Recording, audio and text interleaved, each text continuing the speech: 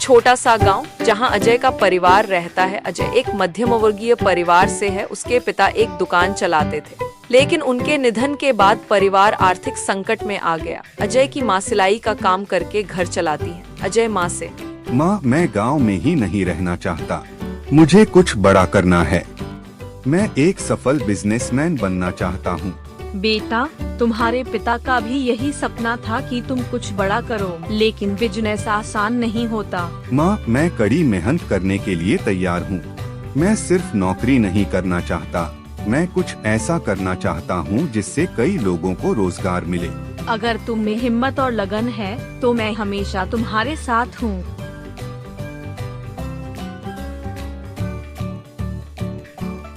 अजय अपने दोस्त विजय के साथ शहर आता है। विजय एक कंपनी में नौकरी करता है, लेकिन अजय खुद का बिजनेस शुरू करना चाहता है। अजय, बिजनेस शुरू करना बहुत मुश्किल है, नौकरी कर लो, हर महीने सैलरी मिलेगी। नहीं विजय, मैं अपना खुद का कुछ बनाना चाहता हूँ। अगर मैं असफल भी हो जाऊँ तो भी मैं सीखूंगा। अजय कई बिजनेस आइडियाज पर रिसर्च करता है, लेकिन उसके पास ज्यादा पैसे नहीं होते। वह एक छोटे स्तर पर कपड़ों का बिजनेस शुरू करने की सोचता है।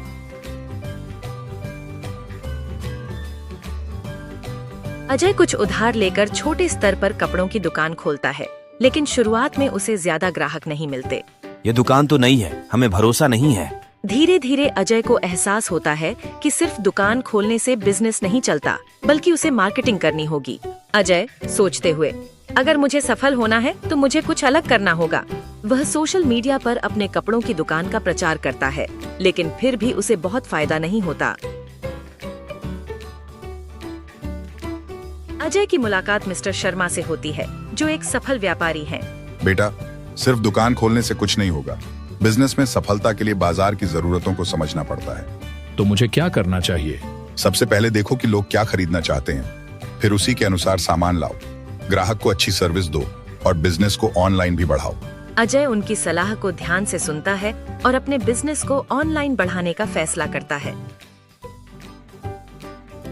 अजय अपने बिजनेस को ऑनलाइन लाने के लिए वेबसाइट और सोशल मीडिया का इस्तेमाल करता है।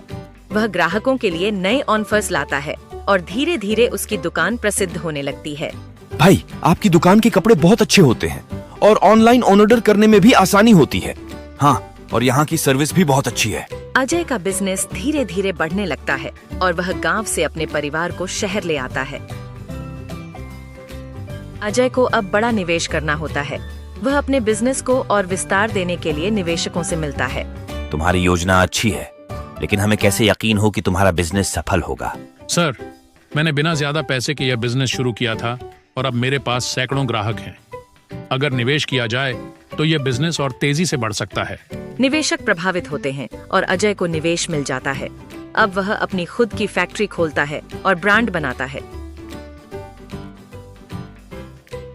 कुछ सालों बाद अजय का बिजनेस पूरे देश में प्रसिद्ध हो जाता है। वह अब कई लोगों को रोजगार देता है और गरीब बच्चों की शिक्षा के लिए भी काम करता है। भैया, आपने ये सब कैसे किया? सपना देखो, मेहनत करो और कभी हार मत मानो।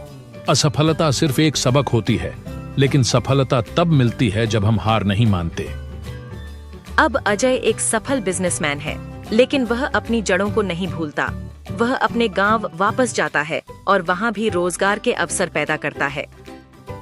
निष्कर्ष, अजय की कहानी हमें यह सिखाती है कि बिजनेस में सिर्फ पैसे नहीं, बल्कि धैर्य, मेहनत और सही रणनीति की जरूरत होती है।